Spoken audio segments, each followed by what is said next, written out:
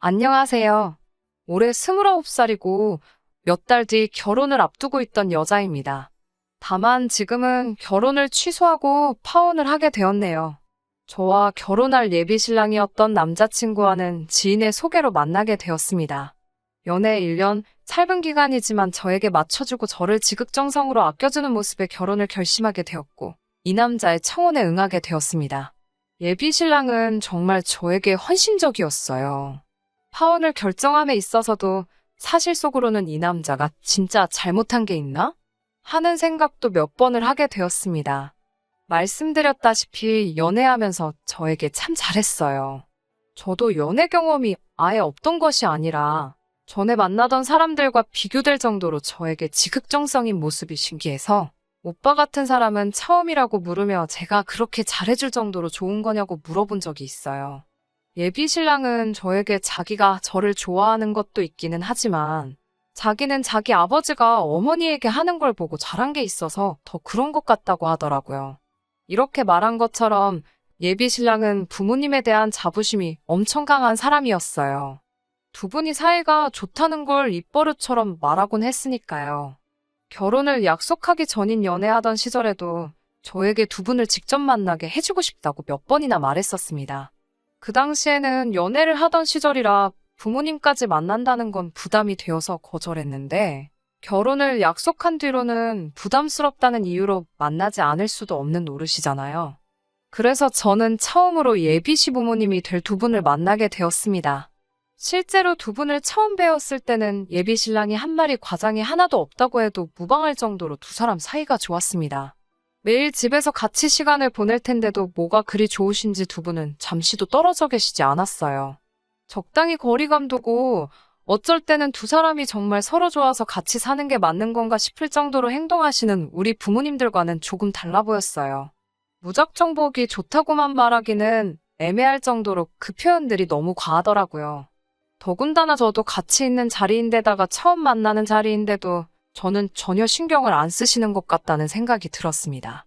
그래도 처음 만남이다 보니 식사를 하면서 이런저런 대화가 오고 가게 되었고 그때가 돼서야 저에게 여러 가지를 물어보시더라고요. 왜 우리 아들과 결혼을 결심하게 되었냐고 하는 질문에 제가 느낀 그대로 거짓 하나 보태지 않고 말씀드렸어요. 저를 너무 아껴주는 모습이 좋았다. 예비 신랑이 평소에도 두 분 이야기를 꺼내며 두 분께 배웠다고 말을 하고는 했는데 이렇게 직접 뵈고 나니 그 말이 거짓말이 아니었단 걸 알았다. 이런 말 하면서 적당히 예비 시부모님께 아부도 조금 섞었고요. 두 분도 제 대답에 흡족하셨는지 환하게 웃으면서 좋아하시더라고요. 그렇게 예비 시부모님과의 첫 만남은 어려움 없이 지나가게 되었습니다. 그런데 제가 조금 스트레스를 받기 시작한 건 그 뒤로 약간씩 변하기 시작한 예비 신랑의 태도였습니다. 둘이서 하는 데이트에 자기 부모님들을 자꾸 부르기 시작했어요. 자기가 저랑 좋은 거 먹고 좋은 거 보러 다닐 때마다 자기 부모님은 여태껏 이런 거 누리지 못하고 살아오셨다는 생각하면 마음이 아프다면서요. 저는 솔직히 예비 시부모님하고 같이 데이트를 하고 싶은 생각은 하나도 없었고 불편하다는 생각밖에 없었습니다. 좋은 거 먹고 좋은 거 보는 거 다 좋고 그걸 부모님께도 똑같이 경험시켜주고 싶은 마음도 100번 이해는 하겠는데 저 좀 빼고 따로 했으면 좋겠다는 생각이 들더라고요. 아무리 두 분이 저를 좋게 보셨다고 한들 예비 며느리와 예비 시부모의 관계잖아요. 제가 작정하고 나쁜 관계로 끌고 갈 생각은 없지만 그래도 적당히 거리감 두고 지내는 게 더 좋다고 생각하는데 예비 신랑은 자꾸 둘만의 시간에 자기 부모님을 함께 부르고 싶어하는 모습밖에 보이지 않더라고요. 저도 꽤 오랜 기간을 참아왔고 예비 시부모님과 강제로 커플 데이트를 몇 번이나 보내야 했습니다. 더 이상 아무 말도 하고 있지 않다가는 결혼 전까지도 계속 예비 시부모님과 함께 데이트를 해야 할 것만 같고 결혼 후에도 그렇게 될 것 같아서 말하지 않을 수가 없었어요. 그래서 예비 신랑에게 이런 식의 만남은 저도 조금 부담스럽고 같이 만나는 자리는 좋지만 조금 자제해줬으면 좋겠다는 부탁을 했습니다. 예비 신랑은 심각한 표정으로 고민을 하더라고요.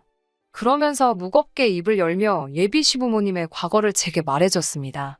두 분이 젊을 적에 아직 결혼도 하기 전에 첫째인 예비 신랑의 오빠를 가지게 되었다네요. 준비가 안 된 두 사람이었기 때문에 결혼식도 못 올리고 그렇게 허겁지겁 살림을 차리시게 되었다고 합니다. 그리고 그렇게 아버님도 안정적인 직장을 구하시게 되고 조금 숨을 돌릴 정도가 되던 시점에 둘째인 지금의 예비 신랑을 갖게 되었다고 하네요. 두 아이 키우기에는 조금 부족한 벌이었기 때문에 정말 두 분의 청춘을 포기하다시피 하면서까지 두 자식들을 키워내셨다고 합니다. 거기까지만 들으면 예비 시부모님들 정말 존경받아야 할 정도로 좋으신 분들도 많고 자식들이 부모님 이렇게 챙겨주는 것만 봐도 자식 농사도 성공하신 분들이 많습니다. 그런데 두 분이 자식들 때문에 많은 걸 포기하셨다고 한들 그걸 저까지 나서서 체험하게 해드릴 필요는 없다고 생각합니다. 더군다나 제가 결혼을 약속한 사이기는 하지만 그렇다고 아직 가족의 일원이 된 것도 아니잖아요. 연애 기간이 짧았던 만큼 저도 예비 신랑과 둘이서 보내는 시간이 더 길었으면 좋겠다 싶었고 그 시간을 예비 시부모님이 되었든 저희 부모님이 되었든 누구에게도 빼앗기고 싶지 않았어요. 예비 신랑에게는 그런 부분을 설명해 줬습니다. 아쉬워하는 눈치였지만 제 말에 틀린 말이 없으니 제 뜻에 따르겠다 하더라고요. 그 뒤부터는 예비 시부모님 없이 둘이서 결혼 준비해가며 여러 가지 추억을 쌓았습니다. 진작 말하면 쉬울 걸 뭘 고민하고 있었나 싶더라고요. 여기까지는 정말 아무런 사건 사고 없었고 이대로 결혼식을 올리게 되겠지 하고 생각하고 있던 와중에 예비 신랑이 오랜만에 시부모님과 함께 자리를 마련했더라고요. 저도 별다른 마음 없이 그 자리에 참석했습니다. 더 이상 예비 시부모님이 우리 데이트에 같이 나오시지 않기도 했었으니까요. 그런데 그 자리에서 예비 시부모님이 충격적인 발표를 하더군요. 예비 신랑과의 데이트를 함께 즐기는 걸 훨씬 더 초월한 말도 안 되는 사안을 마치 그렇게 할 것이라고 통보하듯이 전하셨습니다. 처음에는 예식장을 좀 더 큰 사이즈로 알아보라는 말을 하시기에 어차피 인원 제한 때문에 하객을 무작정 많이 부르시지 못할 텐데 왜 그렇게 하객 욕심을 내시는 거지 하고 의아하게 생각했어요. 그런데 그게 하객 때문에 그러는 게 아니시더라고요. 두 분은 저희 결혼식에서 두 분의 결혼식까지 같이 올리고 싶다는 충격적인 말을 해오셨습니다. 말 그대로 합동 결혼식을 하자는 거예요. 두 분이 여태껏 결혼식 한 번 올리지 못한 한을 풀어보고 싶다고 하시더라고요. 결혼식 못 올린 거 평생의 한이 될 수도 있다는 부분은 이해를 합니다. 리마인드 웨딩으로 한 번 더 식을 올리시는 부부가 요즘 많다고 들었는데 당연히 하실 수 있어요. 그런데 왜 하필 그걸 제 결혼식 날 하겠다는 건지 저는 도무지 이해가 가지 않았습니다. 하객으로 친척이나 지인들까지 다 올 텐데 온 김에 한 번에 해버리는 게 좋지 않냐고 하시는데 도무지 저에게는 그게 설득처럼 들리지 않고 억지를 부린다는 느낌을 받게 하더군요. 옆에서 예비 신랑은 한술 더 떠서 이미 이 사실을 알고 있었던 것 마냥 저한테 그렇게 해줄 거지? 하면서 기대하는 눈빛을 보내고 있고 또 다른 효자인 아주버님도 따라오셔서는 저보고 꼭 그렇게 해달라고 하더라고요. 상식이 있다면 제가 거부감 느끼는 게 당연한 일일 텐데 거기에 온 가족이 나서서 왜 이해를 못 해주느냐는 듯이 저를 오히려 나쁜 사람으로 몰아가고 있으니 아주 미치고 팔짝 뛸 노릇이더라고요. 점점 열불이 나기 시작하다가 결국에는 저도 폭발을 하게 되었습니다. 결혼을 아직 안 한 아주버님에게는 그렇게 하고 싶으면 네 결혼식 날 해드려라. 나는 내 결혼식 날 죽어도 못하겠다라고 말해줬습니다. 이미 질러버린 이상 예비 시부모님께도 아무 말 하지 않을 수 없었어요. 두 분이 어떤 인생을 살아오셨는지는 두 분 아들한테 몇 번이고 들어서 잘 알고 있다. 그래도 이건 너무 경우가 아닌 것 같다. 하객을 이유로 우리 결혼식에서 두 분이 식을 올리는 것 또한 이해가 되지 않는다. 두 분의 결혼을 축하해줄 분들이라면 두 분이 따로 식을 올린다고 해도 참석해 주실 거고 축복해 주실 거라고 생각한다. 혼주석에 계셔야 할 분들이 신부 입장할 때 나란히 웨딩드레스 입고 나오는 모습 생각해봐라. 생각만 해도 우습지 않느냐고요. 혼주석에 앉아 계시는 우리 부모님은 또 무슨 잘못이냐? 아무리 그래도 사돈이 될 사람들인데 너무 쉽게 생각한 것 아니시냐고. 할 말 다 떠들고 나니까 저도 더는 할 말이 없고 이제 이 사단이 난 거? 저는 이 결혼 안 해도 그만이니까 알아서 하시라고 하고 자리를 뛰쳐나왔습니다. 예비 신랑이 헐레벌떡 저를 쫓아나오길래 저한테 사과하러 온 건 줄 알았는데 자기 부모님들한테 말버릇이 그게 뭐냐고 화를 내더군요. 그래서 저도 너는 마누라 될 사람한테 그게 뭐 하는 짓이냐고 말하고 뺨싸다귀를 한 대 올려쳤습니다. 짝 하는 소리가 얼마나 크게 나던지 그 자리에서 묵었던 우라가 한 번에 날아가 버리는 듯한 기분이 들었어요. 너도 잘못 생각하는 거라고 정신머리 똑바로 박혀있는 놈이면 나서서 니네 부모님 결혼식을 네 결혼할 때 하자고 하는 거 아니라고. 하객들이 울이며 너네 부모님이며 얼마나 우습게 보겠냐고 한마디 했습니다. 정 두 분이 결혼식 못 올린 게 한이 되고 자식들인 니들한테도 한이 되었으면 어떻게든 따로 해드리는 게 맞는 거지. 돈 몇 푼 아껴보려고 니들 결혼식에 니네 부모님 결혼식을 끼얹는 게 말이나 되냐고.